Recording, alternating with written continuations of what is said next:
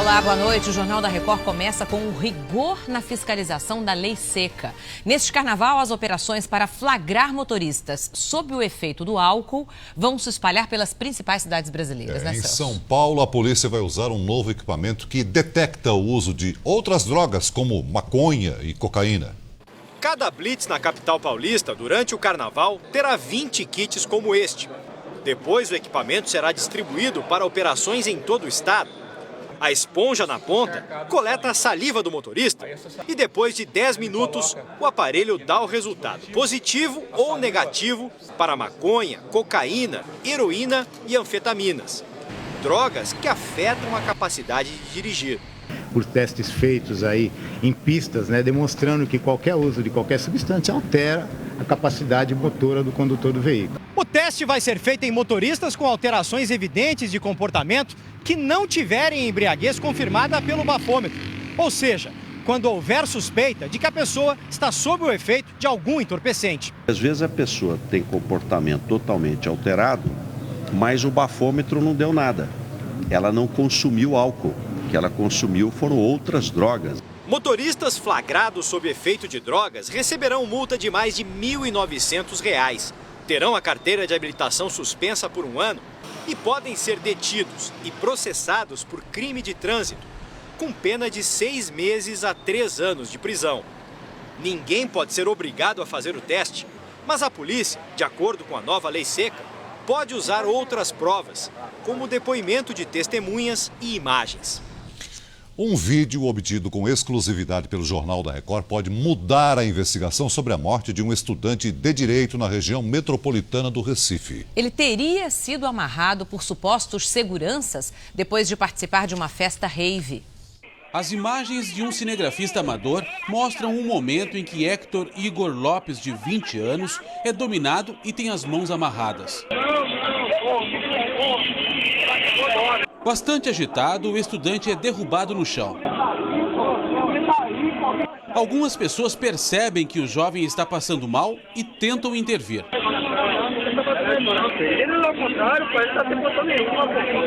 O corpo dele foi encontrado próximo a uma casa de shows na região metropolitana do Recife. Tinham 2 ambulâncias na festa rave e a médica disse que não iria socorrê-lo porque ele já tinha saído da rave. A polícia já analisa as imagens. A morte era tratada como uma consequência de uma overdose. Agora, diante das cenas, omissão de socorro e assassinato passam a ser investigados. A polícia investiga também se os homens que aparecem nas imagens imobilizando o estudante são seguranças contratados pela casa de shows. Os produtores dessa festa vão ter que dizer quem são aquelas pessoas que estavam junto com o jovem, que o algemaram e colocaram no chão.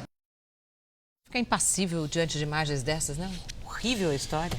E olha, a onda de ataques em Santa Catarina não deu trégua nem na véspera do carnaval. Foram mais 9 nas últimas 24 horas. E o último ataque, Ana, aconteceu à tarde em Rio do Sul. Já são 83 atentados em 26 cidades nos últimos 9 dias. O ônibus estava parado quando 6 homens renderam o motorista e o cobrador e atearam fogo ao veículo, que ficou destruído. Foi o primeiro ataque em Rio do Sul, no Vale do Itajaí. Em São José, na Grande Florianópolis, o alvo foi este ônibus que levava 12 passageiros. Eles foram obrigados a descer enquanto os criminosos espalhavam gasolina. Em Palhoça, a polícia procura o homem que promoveu este incêndio. Uma câmera de segurança registrou o momento em que ele chegou de bicicleta e acendeu o fogo. As chamas atingiram parte das roupas e calçados da loja. É nesta sala que a Polícia Militar monitora as ocorrências em todo o estado. Aqui também são definidas as estratégias de combate à onda de ataques. Durante o carnaval, a PM deve usar quase todo o seu efetivo de 11 mil homens para tentar garantir a segurança nas ruas. Um esforço concentrado, dedicado, planejado para fazer o melhor possível para que o folião venha para Florianópolis, venha para Santa Catarina e se divirta sem nenhum problema. No carnaval, os ônibus vão circular só até às 10 da noite. Depois de 2 dias, eles voltaram a atender as comunidades da região central de Florianópolis, escoltados pela polícia. Que situação, hein? Um menino de 3 anos ficou refém de um bandido por mais de 4 horas na rodoviária de Jataí, interior de Goiás. E um policial acabou usando uma arma taser para libertar a criança. O homem ficou sentado com uma faca no pescoço do menino por quase 5 horas. Falou que ele queria morrer, né? Que ele ia matar a criança e ia morrer, se matar também. Se comportava de maneira descontrolada, a todo momento a faca passando próximo ao olho da criança, ao rosto, à cabeça, ao pescoço. A rodoviária de Jataí, no sudoeste de Goiás, parou o movimento de ônibus e ficou cheia de ambulâncias, viaturas e policiais das tropas de elite da PM e da Polícia Civil. Durante toda a manhã, agentes e assistentes sociais tentaram convencer o sequestrador a soltar a criança. É uma ocorrência que demanda um pouco de cautela, demanda um tempo para ser solucionado. Normalmente o causador do evento crítico está nervoso, está sob efeito de drogas. Nada adiantou. Estas imagens feitas com celular mostram o momento em que 3 agentes invadem o local e atiram. Começa uma confusão e só depois de alguns minutos é que o agressor aparece dominado. Ele foi atingido pela descarga de uma arma de choque de um dos policiais. A multidão comemora enquanto o sequestrador é levado de camburão. Na cadeia, Aderson Lima, de 30 anos, admite que tem passagens na polícia por roubo e tráfico e que estava drogado. Ele conta uma história confusa, diz que estaria marcado para morrer dentro de um ônibus e teria pego o menino para se proteger. Estava com medo de seguro, porque para evitar a minha morte. Eu queria mesmo sair, de trabalhar. O menino foi levado para um hospital, mas não teve ferimentos. Ele viajaria com a avó para Cacilândia, no Mato Grosso do Sul, onde mora com a família. Mas foi surpreendido pelo sequestrador minutos antes de embarcar. Na tarde desta sexta-feira, finalmente foi levado para casa.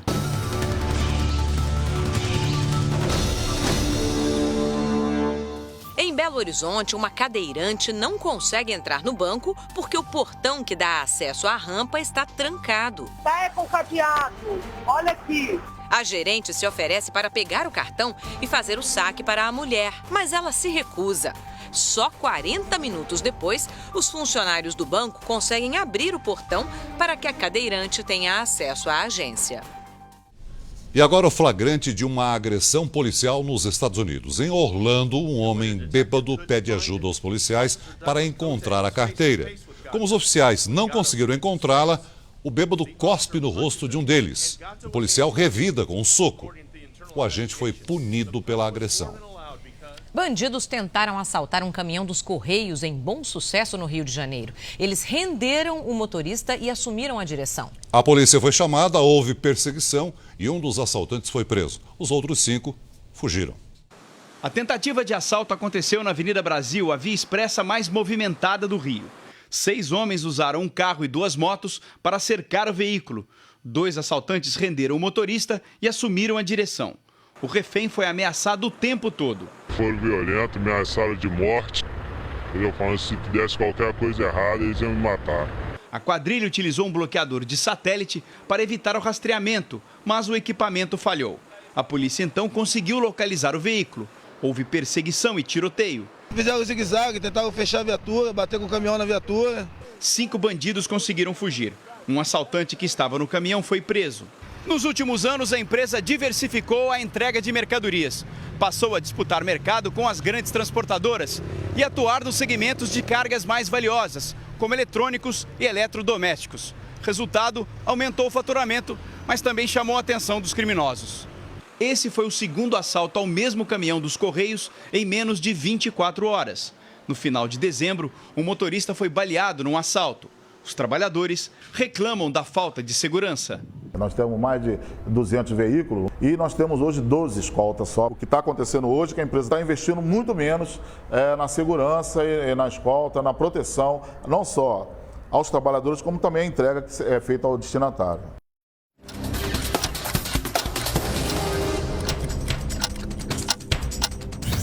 Uma caminhonete cai em córrego e 6 pessoas morrem afogadas em Pochorel, no Mato Grosso. Apenas o motorista sobreviveu. O veículo derrapou na ponte que não tinha mureta de proteção. Um ônibus pegou fogo perto da rodoviária do Plano Piloto em Brasília. Os bombeiros tiveram trabalho para apagar as chamas. Uma pane mecânica pode ter provocado o incêndio. Mais um bebê morre na UTI neonatal desse hospital de Praia Grande, litoral paulista. A suspeita é que a menina tenha sido contaminada pela mesma bactéria que matou uma outra criança na semana passada. A UTI neonatal está interditada. Enterrado em Belo Horizonte, o policial civil morto durante um assalto. Ele trabalhava numa empresa de transporte de valores quando foi cercado por criminosos. O policial tentou proteger o dinheiro e levou 3 tiros a queima-roupa. Os assaltantes fugiram levando os malotes de dinheiro. Um famoso personagem do carnaval carioca tenta se reerguer no samba. Celso, ele foi mestre-sala de grandes escolas do Rio de Janeiro, mas aí enfrentou um período muito difícil na vida, até com o uso de drogas.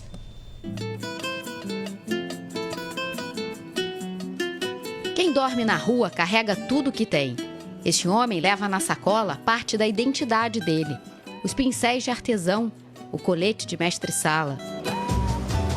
Famoso sambista da década de 70, Peninha. Ele era um nota 10 das grandes escolas do Rio. Salgueiro, Vila Isabel, União da Ilha. Criador de um estilo. Me sinto leve, a dança não pesa nada. Eu danço 1, 2 horas, sem cansar. A vida pesou. Peninha caiu em desgosto depois que a mãe morreu. Se afastou da família, do samba e passou a catar papel. Peninha se envolveu com drogas e passou a frequentar a Cracolândia. Eu acho que foi culpa minha mesmo, não culpa ninguém, certo? Não culpa ninguém, porque eu tenho apoio dos meus amigos. Aonde eu vou, aonde eu passo, todo mundo vê aquele Peninha. Então só cabe agora a mim mesmo querer sair do fundo desse poço, certo? Mas a alegria de dançar, isso Peninha conservou. O talento e esse passado podem agora ajudá-lo a se reerguer. Peninha foi chamado para desfilar num bloco no centro do Rio e virou personagem de um documentário. A diretora aprendeu com ele rodopios. O dia que ele me conquistou foi um dia que a gente saiu para trabalhar e o pneu furou, a gente parou numa borracharia ali na Mangueira, umas 2 e poucas da manhã para consertar o pneu. E assim, do nada, a Peninha começou a dançar na borracharia. Dar aulas para mestre-salas, quem sabe formar os mais novos. Peninha quer agora a simplicidade dos mais belos sambas.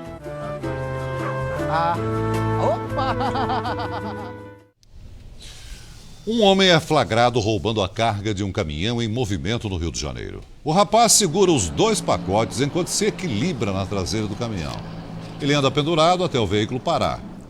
Aí o caminhão tinha saído da central de abastecimento da zona norte da cidade. Segundo o motorista que não viu a ação, 2 bolsas foram roubadas. Uma pesquisa brasileira inédita no mundo descobriu que a infertilidade das mulheres que sofrem de endometriose está ligada a um gene mutante. O estudo vai servir para prevenção e tratamento dos casos mais graves dessa doença. Daniel tem 1 aninho. A mãe ensina os primeiros passos. Era o sonho que Roberta não conseguia realizar. Não acontecia e cada vez, assim, quando a gente ia visitar às vezes amigos na maternidade, doía dentro, assim, sabe? Era difícil, às vezes dava vontade de chorar. Assim que decidiu ser mãe, Roberta descobriu que tinha uma doença que atinge 15% das mulheres. A endometriose é uma inflamação provocada por células do endométrio, uma mucosa que reveste a parede interna do útero, onde o embrião se fixa. Quando não há gravidez, parte do endométrio se desprende e é eliminada na menstruação. Mas nas mulheres com endometriose, essas células migram no sentido oposto, para o ovário e a cavidade abdominal. E aí surgem a inflamação e as fortes dores. Além das cólicas, a maior característica da endometriose é a infertilidade. Uma pesquisa feita por essa Faculdade de Medicina de São Paulo descobriu que uma mutação genética agrava a doença. O gene mutante age no sangue que não é eliminado na menstruação. Ele acelera a coagulação e faz com que a inflamação se instale mais rapidamente e de forma mais severa. Durante 2 anos, os pesquisadores analisaram amostras de 352 mulheres em idade fértil e descobriram que 40% delas não conseguiam engravidar porque, além da endometriose, tinham o gene mutante. Mutação genética favorece muito a progressão da doença, ou seja, a evolução para graus mais graves e a infertilidade associada a ela. A pesquisa, inédita em todo o mundo, é um avanço importante no combate a essa doença, muitas vezes silenciosa, e vai ajudar na prevenção e no tratamento mais eficiente dos casos mais graves. Como evitar que uma mutação genética se expresse, ou seja, como evitar que aquele gene mutado produza uma proteína e que haja de uma forma diferente do que ela deveria agir. O Ministério da Saúde faz um alerta aos jovens nesse carnaval para o perigo da AIDS. A campanha lembra que a convivência com a doença é muito mais difícil do que parece. Este ano, em clima de carnaval, a nova campanha do Ministério da Saúde traz um alerta. A vida é melhor sem AIDS. Com a AIDS não é fácil. Você vai ter que conviver a vida inteira. Essa psicóloga sabe bem disso. Há 15 anos, ela descobriu que é portadora do vírus e toma remédios diariamente, o chamado coquetel. Apesar de estar bem fisicamente, ela diz que viver com AIDS é uma batalha diária. A sua alimentação, a sua forma de dormir, de ter uma vida social. E não é fácil também conviver com alguns efeitos colaterais da medicação. Então você precisa querer viver. Por causa do carnaval, período em que as pessoas tendem a beber mais e se proteger menos, o Ministério da Saúde distribuiu 73 milhões de camisinhas em todo o país. A ideia é conscientizar principalmente os jovens que é mais fácil se proteger do vírus do que ter que conviver com ele. Os jovens, de uma maneira em geral, e particularmente as meninas, adolescentes, os jovens gays, são um alvo principal da campanha, da nossa preocupação, porque eles estão se infectando com a velocidade maior do que a população em geral. Eles não estão se preocupando tanto, né? Porque se tivesse, não estaria acontecendo muitos casos que estão acontecendo hoje em dia. Proteja-se. Use sempre camisinha. A vida é melhor sem AIDS. A história das pessoas que encontraram um pacote de dinheiro no jardim de casa. E os bastidores da ação da polícia que pôs fim a um ponto de venda de drogas em São Paulo. Destaques do Domingo Espetacular. Olá, tudo bem? Os personagens de um flagrante de coragem. Quem é o policial que arriscou a vida nessa perseguição? E prendeu 5 acusados de tráfico de drogas. Uma visita à mulher que foi mãe de gêmeos aos 61 anos. E chora quando tá com fome. As primeiras imagens dos bebês em casa. A farra da maconha. Nossas equipes flagram o uso escancarado da droga na maior cidade do Brasil. Você vai ver a praça que é conhecida como o maior fumódromo de maconha do país. E as cenas na universidade, onde a lei é desprezada e a maconha está liberada. O que você faria se encontrasse um pacote cheio de dinheiro no jardim da sua casa? Isso aconteceu com 2 famílias em Brasília. Saiba o que eles fizeram com o presente inesperado. É neste domingo, às 7 da noite. Depois do programa do Gugu. Até lá! Em Bangladesh, na Ásia, uma balsa com mais de 100 passageiros naufragou depois de se chocar com outra embarcação. Segundo autoridades, metade conseguiu sobreviver, mas dezenas de pessoas ainda estão desaparecidas. As equipes de resgate iniciaram as buscas por desaparecidos momentos após o naufrágio no rio Meghna, perto da capital Dhaka. A população de Bangladesh depende do transporte fluvial. As balsas são o principal meio de transporte para o interior do país, mas as embarcações antigas e abarrotadas provocam acidentes graves praticamente todos os anos. Em março do ano passado, um cargueiro atingiu uma outra balsa, também no rio Meghna. 112 passageiros morreram. Desde o fim dos anos 70, já foram registradas mais de 4.000 mortes em acidentes nos rios que cortam Bangladesh. 50 mil pessoas foram às ruas da capital da Tunísia para o funeral de um líder da oposição. O caixão de Chokri Belaid foi carregado pela multidão. Ele foi assassinado na quarta-feira na frente de casa. Ninguém assumiu a autoria do ataque. Durante o funeral, policiais e manifestantes se enfrentaram. Sindicatos também aproveitaram o dia para convocar uma greve geral. Um temporal colocou parte da cidade de São Paulo em estado de atenção hoje à tarde. A chuva atingiu principalmente a zona leste e a região central da capital. Segundo o Centro de Gerenciamento de Emergência, a tempestade também foi intensa na região metropolitana e atrapalhou a saída do feriado prolongado em várias cidades. A rodovia Anchieta ficou totalmente interditada em ambos os sentidos na altura de São Bernardo do Campo, no ABC Paulista. E mesmo com toda essa chuva, muita gente já deixou a cidade de São Paulo para aproveitar, é claro, esse feriadão aí do Carnaval. E nós vamos ao vivo conversar com o repórter Og Ibrahim, que acompanha a saída para o litoral. Og, boa noite.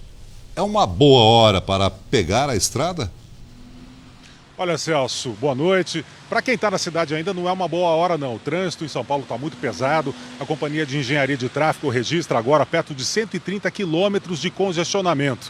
Só que esse mau tempo também atrapalha um pouquinho quem vai pegar a estrada. Só que, por incrível que pareça, aqui na rodovia dos Imigrantes, onde nós estamos, está assim, ó, completamente tranquilo. Sem trânsito, sem pontos de parada, os carros fluindo normalmente. Estima-se que cerca de 500 mil veículos devam passar por aqui neste feriado de Carnaval. Somando aqueles que vão para o interior do estado, perto de 2.300.000 veículos devem deixar São Paulo.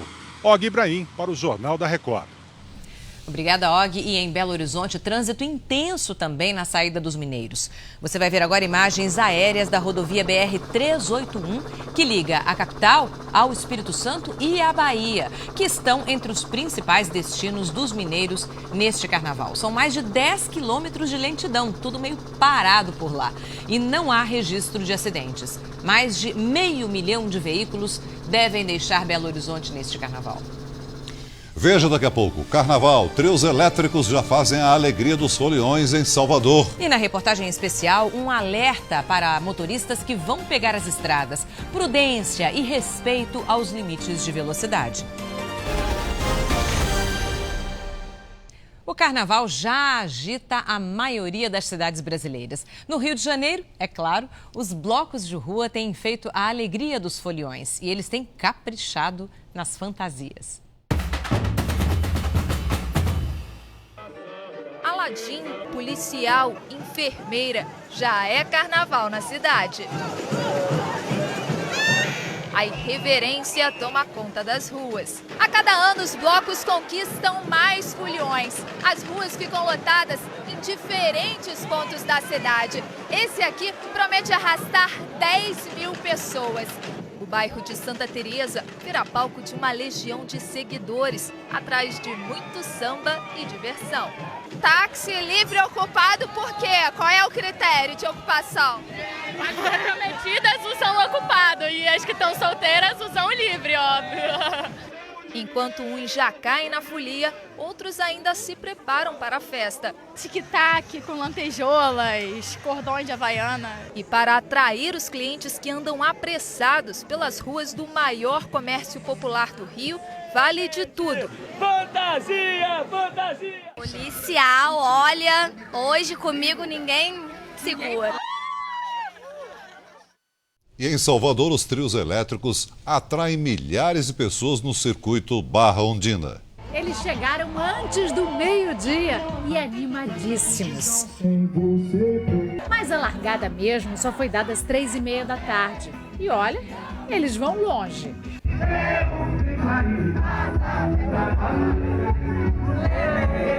E essa maratona não é para qualquer um. São 4 quilômetros daqui da Barra até Ondina.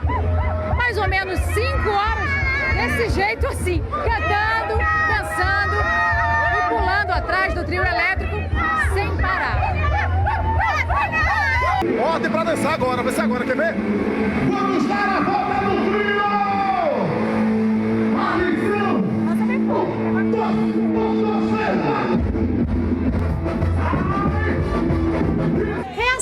saber se alguém aqui vai chegar inteiro.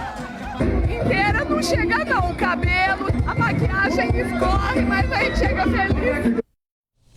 Enquanto isso, a população da costa leste dos Estados Unidos se prepara para enfrentar uma das piores nevascas da história. O governo de Nova York já declarou estado de emergência. Alertados pelas autoridades, os americanos da costa leste correram para estocar comida e equipamentos. Vou experimentar esse produto para derreter a neve no telhado, diz este homem. Detroit já está coberta. Foi uma das primeiras cidades afetadas pela nevasca. No Maine, a estrada escorregadia causou acidentes. A tempestade vai percorrer um caminho parecido com o do furacão Sandy, que provocou destruição no ano passado. 7 estados devem ser fortemente atingidos. Boston, em Massachusetts, espera por uma das piores nevascas da história. As escolas não abriram. A prefeitura proibiu carros nas ruas a partir desta tarde. Com 3.500 voos cancelados no país, foi preciso refazer os planos. O casal de Uberlândia manteve o bom humor. Estamos numa emboscada aqui, infelizmente. Rodas reforçadas com correntes, Nova York despertou preparada para acúmulos de gelo. Isso aqui é apenas o começo. Segundo a meteorologia, aqui em Nova York vai nevar até às 9 da manhã de sábado. A cidade vai acordar toda branca com temperaturas abaixo de zero. E pior, rajadas de vento de até 90 km por hora. O feriado prolongado de carnaval vai ter chuvas em grande parte do Brasil. Em São Paulo, as tardes voltam a ficar mais quentes com pancadas de chuva. As imagens mostram que ainda há muitas nuvens sobre o norte, centro-oeste, boa parte do sul e do sudeste. Amanhã, a zona de convergência de umidade deixa o tempo chuvoso, do Amazonas até o leste de Santa Catarina e oeste de São Paulo. Nas áreas cinzas do mapa, clima de verão, sol com chuva à tarde. No litoral do Nordeste, os ventos úmidos do mar provocam chuvas leves que aliviam o calor e não atrapalham a folia. Dia ensolarado do interior de Pernambuco até o norte de Minas. E até terça-feira o clima fica bem chuvoso nas áreas em azul mais escuro do mapa. Nas regiões mais claras, chove no fim do dia. Tempo seco mesmo, só nas áreas brancas. Em São Paulo, sol entre nuvens e chuva à tarde. A máxima é de 27 graus. No Rio, máxima de 32, também com chuva no fim do dia. Em Recife e Salvador, a folia terá calor e chuva passageira. Máximas de 33 graus. E veja daqui a pouco, a Justiça bloqueia os bens dos donos da boate de Santa Maria para indenizar as famílias das vítimas. Na reportagem especial, a rotina de acidentes no Ceará às vésperas do Carnaval. Mais um ídolo da torcida do Palmeiras deixou o clube nesta temporada. O atacante argentino Hernán Barcos acertou com o Grêmio de Porto Alegre. O Palmeiras voltava a navegar em águas calmas. Vinha de 2 vitórias consecutivas. Mas nesta sexta-feira, nova reviravolta do clube. O atacante Hernán Barcos, um dos poucos a escapar das críticas da última temporada, disse adeus. Foi ao treino só para se despedir dos colegas e ao microfone para dar explicações. Ele havia prometido não abandonar o barco. Eu vou ficar no Palmeiras e por el amor e por todo o que eu quero para ele. Eu recebi por aí muitas coisas, né? Mercenário, esto, outro, que não tem nada a ver com esto. Essa aí não é econômica no pessoal. Barcos foi buscar um porto seguro no Grêmio. O time gaúcho vai pagar a dívida do Palmeiras com o jogador e com a LDU. O tricolor gaúcho ainda ofereceu 5 jogadores. Léo Gago, Marcelo Moreno, Leandro, Wilson e Rondinelli estão sendo negociados. A Justiça Federal de Santo André, no ABC Paulista, condenou o ex-senador Luiz Estevão e a mulher dele, Cleicide Oliveira, a 4 anos e 8 meses de prisão. Luiz Estevão foi condenado por sonegação de impostos. Junto com a mulher, era dono da empresa OK Benfica de Pneus, que teria deixado de pagar 58 milhões de reais em impostos. Eles podem cumprir a pena em regime semiaberto e ainda cabe recurso. O ex-senador já esteve preso, acusado de superfaturamento na construção deste prédio aí, o TRT de São Paulo. A folia do Carnaval também é sinônimo de rodoviárias cheias e estradas com trânsito intenso. E para piorar, as obras nas pistas prometem atrasar ainda mais a viagem. Nas pistas rumo ao carnaval, congestionamento. A marginal do Rio Tietê parou no meio da tarde. Nas principais rodovias do estado, o motorista sofreu antes de partir para o feriadão. Além do excesso de veículos, as obras em algumas estradas aumentam o tempo de viagem. Não é bom, né? Ninguém gosta, né? Na rodovia dos Tamoios, que liga a capital ao litoral, há obras de duplicação. Houve motorista que saiu preparado para o pior. Faço, né, uma yoga antes, né? Acalma e vamos. Não importa se o destino é praia ou interior, viagens pelas rodovias paulistas durante o carnaval podem levar o dobro, às vezes o triplo do tempo previsto. E não é preciso nem estar dentro de um carro para sentir as consequências de tanta gente na estrada ao mesmo tempo.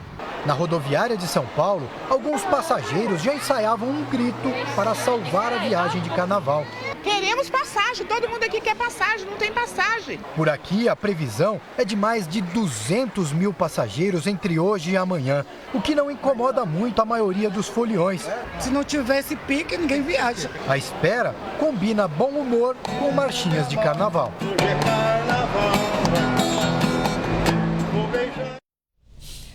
Mais um caso de sequestro no interior de Minas Gerais. Mãe e filho foram mantidos presos dentro de casa. Houve uma tentativa de negociação que não foi aceita pelo sequestrador. Ele acabou morto pela polícia. Cortes nas mãos e nos dedos, olhos cheios de lágrimas. As lembranças dos momentos de pânico e medo aparecem a todo momento. Eu achava que eu ia morrer, não só eu, como meu filho. A vendedora de 42 anos e o filho dela, de 18, foram feitos reféns pela manhã. Tudo aconteceu de repente. Eram 6 horas da manhã quando a vítima escutou alguém bater à porta. Quando a mulher de 42 anos atendeu, viu um rapaz com um pano amarrado na boca e o outro na cabeça. Com uma faca, o suspeito anunciou o assalto e mandou que a mulher entrasse na casa. Neste momento, ela percebeu que o assaltante era o próprio vizinho, um usuário de drogas. A mulher foi amarrada e colocada em um dos quartos. O filho dela também foi preso em outro cômodo, mas conseguiu chamar a polícia. Os policiais tentaram negociar com o assaltante, mas ele se recusou. Os militares arrombaram então a porta e, como a refém corria risco, atiraram no suspeito. Já estava com a faca em condições de efetuar o golpe e era na região da cabeça. Guilherme Augusto de Oliveira, de 17 anos, foi encaminhado para a unidade de pronto atendimento de Ouro Preto, mas não resistiu aos ferimentos. A casa onde mãe e filho foram feitos reféns foi fechada pela polícia. Depois do que aconteceu, a vendedora não quer mais voltar para casa. A primeira coisa que eu quero é tirar tudo meu que tem lá e não voltar mais. A polícia rodoviária reclama da pressa do motorista que aumenta o perigo nas estradas do Ceará. E esse risco é ainda maior no carnaval, claro, né? Há poucos dias do feriadão, a nossa equipe acompanhou de perto a rotina de acidentes no estado. E ouviu o alerta do resgate. Motoristas, abram caminho para as ambulâncias.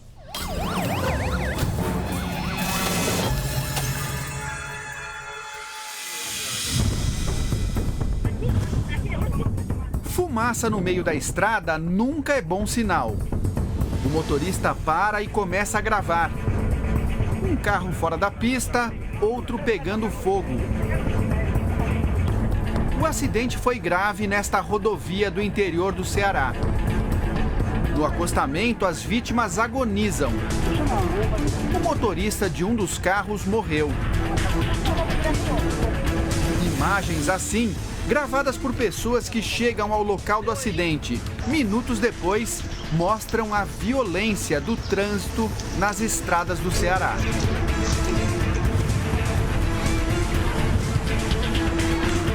O estado concentra algumas das rodovias mais perigosas do país. E o motivo não são curvas fechadas nem falta de conservação. Os maiores responsáveis são os próprios motoristas. A característica do motorista cearense é que ele é muito afoito ao trânsito. Isso tem refletido nos números, principalmente em acidentes violentos. Excesso de velocidade é muito comum ainda no estado do Ceará. A BR-116 tem mais de 4.000 quilômetros de extensão. passa por 10 estados brasileiros. E aqui nesta rodovia, o cuidado tem que ser redobrado logo no início, principalmente nos primeiros 10 quilômetros, aqui na saída de Fortaleza, no Ceará. Este é o trecho que mais matou no ano passado. Tem muita gente cruzando a rodovia o tempo todo, com bicicleta, pedestres. 4 radares foram instalados neste trecho. Em 6 meses, ajudaram a reduzir os acidentes em 15%. Mas alguns tipos de imprudência continuam à vontade.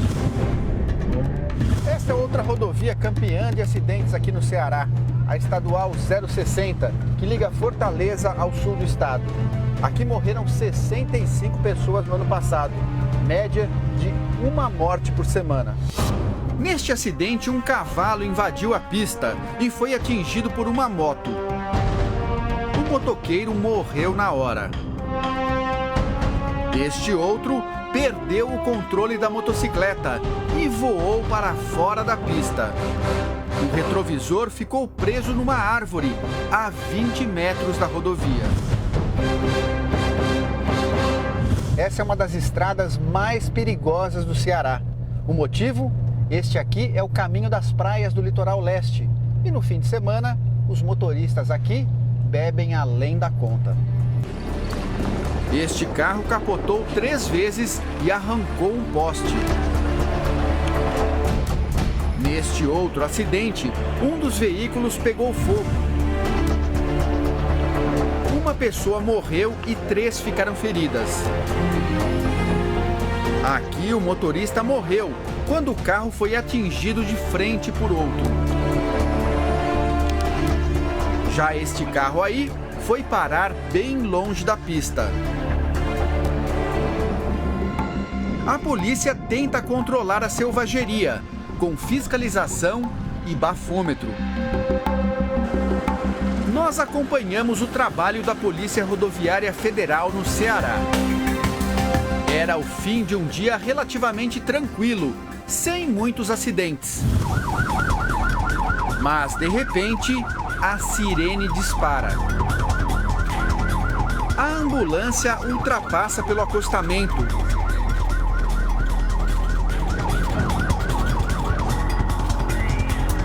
Pela contramão, por onde dá.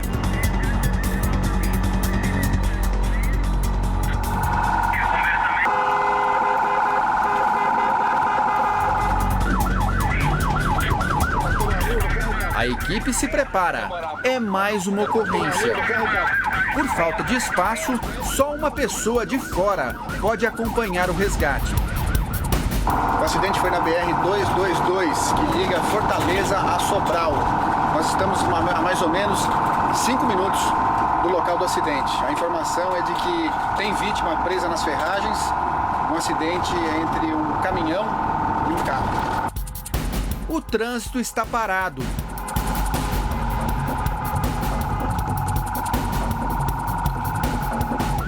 O policial pisa fundo. Minutos depois, luzes e sinalização na pista. É o local do acidente.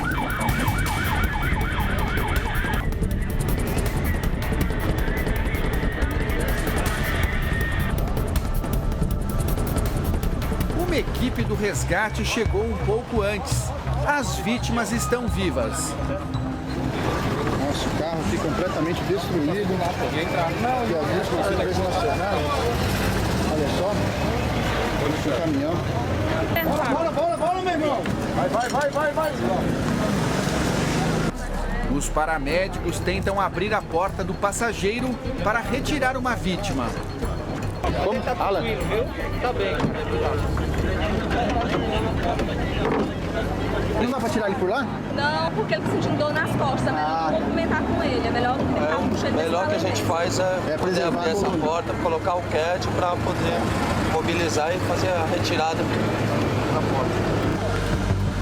O caminhão ainda está atravessado na rodovia. A outra vítima, o motorista do carro, está em pé, mas tem ferimentos no rosto e na cabeça. O caminhão fechou o carro. A vítima diz que não sente a perna. A preocupação da equipe é com a coluna cervical.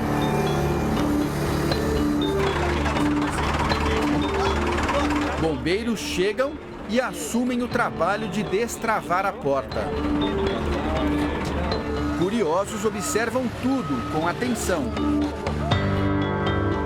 O motorista da carreta, para evitar confusão, foi levado para o acostamento do outro lado. Ele tinha acabado de sair de uma obra e conta a sua versão do acidente. Quando eu entrei, eu vi foi uma pancada. Brum, carro sem luz. Você acha que ele estava farol apagado? Você acha? Farol apagado. Vai lá, vai. Tá bem? Ele tá bem, não tem problema. Aparentemente. Tá bem, Alan?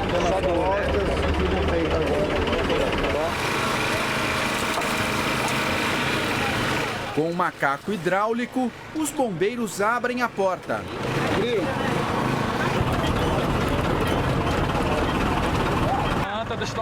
O jovem é retirado do veículo com cuidado. 1, 2, 3. E imobilizado no chão da rodovia. Ele está com o coração disparado, pressão acima do normal e reclama de dor. Aí direita, a perna direita, né?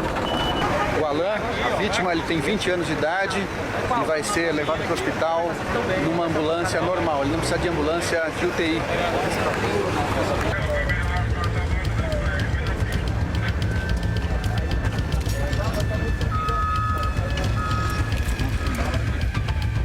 Agora, na ambulância, os médicos estabilizam os sinais vitais e amenizam a dor. Eu vou fazer uma meditaçãozinha para a dor, ver se dá uma acalmada, ver se sente isso doendo. Alan trabalha com instalação de ar-condicionado. Tá doendo aqui? Não, minha cabeça embaixo aí é. Luiz tem 25 anos e trabalha na mesma empresa. Ele também recebe atendimento. Só agora, mais calmo, começa a sentir a dor dos machucados. Pra cá não, mas pra cá. Coluna, né? 40 minutos depois, a ambulância liga a sirene novamente. Agora a caminho do hospital. Luiz conta que os dois voltavam do trabalho quando o caminhão cruzou a pista de repente. E explica como reagiu logo depois da batida.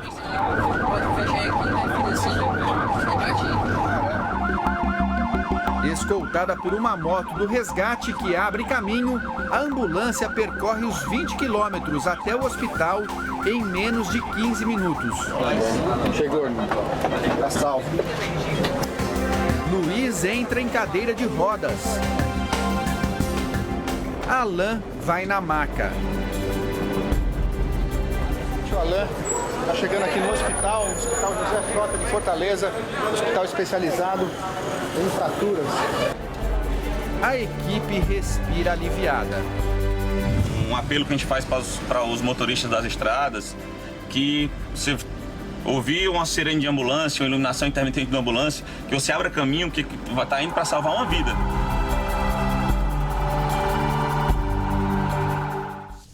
Alan e Luiz estão bem. Os dois receberam atendimento no hospital e no dia seguinte tiveram alta. E agora vamos falar da tragédia na Boate Kiss, em Santa Maria. A justiça determinou o bloqueio dos bens de um dos donos da casa noturna para indenização das famílias das vítimas. 12 dias depois da tragédia, a cidade tenta retomar a rotina. A fachada foi coberta e a rua em frente à Boate Kiss preparada para a liberação do trânsito. Hoje, a polícia colocou no ar um site para cadastrar as pessoas que estavam na danceteria. Para a gente tentar dimensionar o número de pessoas que efetivamente havia na boate naquele momento. A Defensoria Pública estima que para cobrir indenizações por danos morais, materiais e despesas das famílias, serão necessários mais de 500 milhões de reais. 5 imóveis, entre eles este terreno, onde seria erguida mais uma casa noturna, foram bloqueados pela Justiça para pagamento de indenização às vítimas. Os bens são de Mauro Hoffman, um dos donos da Kiss. Até agora, nada foi encontrado em nome de Kiko Spor, o outro sócio, ou da mãe e da irmã dele, que constam como proprietárias da boate. Os bens bloqueados até agora são estimados em R$2 milhões. Nos próximos dias, certamente outros bens serão indisponibilizados pela Justiça. Até o momento, quase 160 pessoas foram ouvidas. Ainda não há data prevista para a reconstituição oficial da tragédia. Mais da metade dos pacientes internados por causa do incêndio na boate já teve alta. 17 ainda respiram com a ajuda de aparelhos. O trabalho deste laboratório de uma universidade particular da Grande Porto Alegre permitiu que as vítimas do incêndio em Santa Maria fossem diagnosticadas. Pelas amostras de sangue de 81 pacientes, foi possível detectar a concentração de altos níveis de cianeto, substância apontada como a principal causa das mortes. O teste é raro no Brasil e o antídoto que combate o cianeto foi importado dos Estados Unidos. E como é que o cianeto age no organismo de uma pessoa intoxicada por ele? Ele se liga ao ferro, na célula e ele atrapalha na respiração celular, ele impede a respiração celular. Dos 145 internados, 76 já receberam alta, o que renova as esperanças dos médicos. Mas ainda existem 17 casos graves que inspiram cuidados. São jovens com queimaduras no corpo e nas vias respiratórias. Os queimados também estão sujeitos a qualquer tipo de infecção, porque ele perde a pele que protege o organismo. A juíza Marixa Fabiane Rodrigues, do Tribunal de Júri de Contagem, em Minas Gerais, decidiu desmembrar o julgamento dos acusados pelo assassinato de Elisa Samúdio. Com a decisão, apenas o goleiro Bruno e a ex-mulher dele, Daiane Rodrigues, vão participar da audiência marcada para o dia 4 de março. De acordo com essa juíza, o julgamento levaria muito tempo se todos os envolvidos fossem julgados de uma vez só. Será marcada, então, uma nova data para o julgamento de Marcos Aparecido dos Santos, o Bola. Uma mulher foi executada na porta de casa em Marechal Hermes, subúrbio do Rio de Janeiro. De acordo com a polícia, um homem num carro chegou na porta da casa da mulher e a chamou pelo nome, com um buquê de rosas na mão. Quando a vítima se aproximou, foi morta com 5 tiros. A suspeita é que o assassino seja um ex-companheiro dela.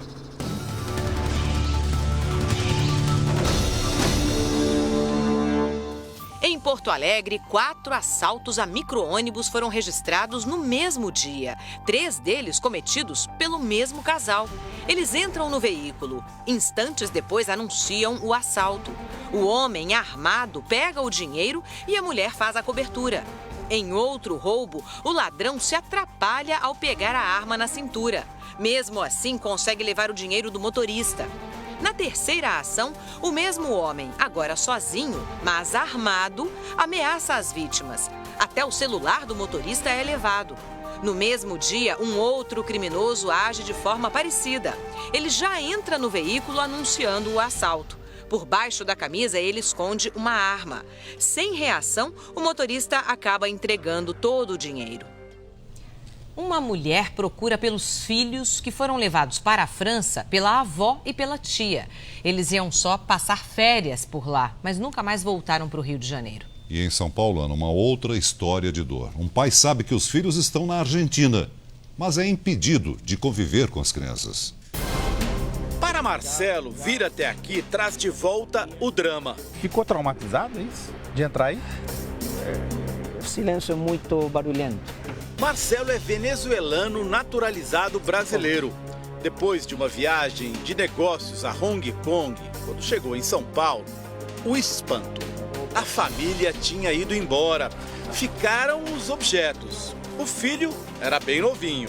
Essa parte é a mais difícil para você lidar. Os brinquedos... É muito difícil, já te digo, eu tinha muito tempo que não entrava aqui. Tá complicado. Vamos lá. Os 6 anos de casamento com Mônica terminaram de forma abrupta. Hoje, Marcelo não fala mais com ela. Quando liga para a filha de 5 anos que está na Argentina, é rejeitado. Ele gravou uma ligação. Olá, querida, como está, meu amor? No me llames más. ¿Por qué? Papi te quiere mucho, papi. No me hables más. ¿Por qué no te voy a hablar más? ¿Qué es lo que te está diciendo tu mamá, querida? Mira lo que... No me llames más. Chao. Papi te va a llamar, querida. Você tinha uma boa relação com a sua filha?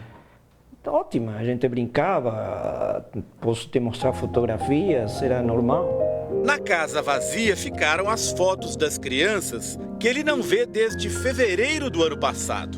Foram ingressadas com várias medidas judiciais, dentre elas o pedido de restituição das crianças ao Brasil, e até agora nada foi solucionado. Antes que a mulher fugisse para a Argentina com os 2 filhos, Marcelo disse que se dava muito bem com ela, apesar de uma disputa financeira com a família. Em casos como esse, a dor da separação é sempre muito maior quando o pai ou a mãe são pegos de surpresa, como aconteceu também no caso de Rosane, em Niterói, no Rio de Janeiro.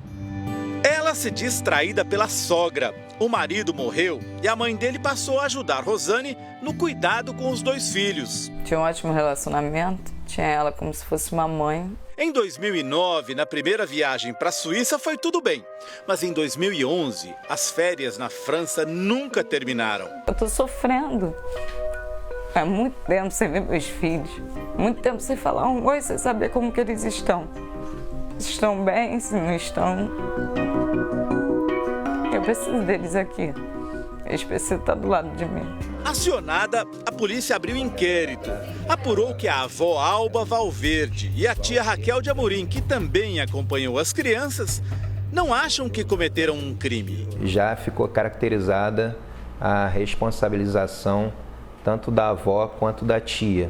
As duas estão respondendo por sonegação de incapaz. Informado sobre o caso, o governo francês sugeriu em um documento um acordo entre as partes, mas não diz se localizou as crianças. A guarda deles são minhas, então não tem como eles ficarem legais lá. Para Marcelo, pai de São Paulo, que chegou em casa e não encontrou os filhos, a lentidão do caso angustia. Marcelo chegou a montar uma festa de aniversário para o filho em Buenos Aires. A mãe tem uma certidão que as crianças estavam com febre, como se fosse que não podia ir na escola. E aí não teve festa? Não teve festa. E hoje ele não consegue contato com as crianças nem por telefone. Ela tem medo que eu vou roubar as crianças, ou seja, o que ela fez, ela pensa que eu vou fazer. Eu não vou fazer, eu não tenho por que fazer isso. Isso é crime, é alienação parental. Você colocar um dos pais contra os próprios filhos. Que cabeça vão ter essas crianças? O drama é grande para os pais, mas o trauma psicológico para as crianças é muito grande. Absurdo. O Jornal da Record tentou ao longo da semana contato com a sogra de Rosane e a ex-mulher de Marcelo, mas eles não foram encontrados. Segundo a Secretaria Nacional dos Direitos Humanos, há 142 processos pela disputa de filhos por pais que moram como esses em países diferentes. Nos últimos 9 anos, 129 menores foram repatriados, mas 359 enviados para o exterior. O Jornal da Record de hoje termina aqui. As reportagens dessa edição você encontra agora no portal R7. E outras informações no Fala Brasil às 8 da manhã. Um bom final de semana para você, de carnaval, e até segunda. Boa noite, até segunda.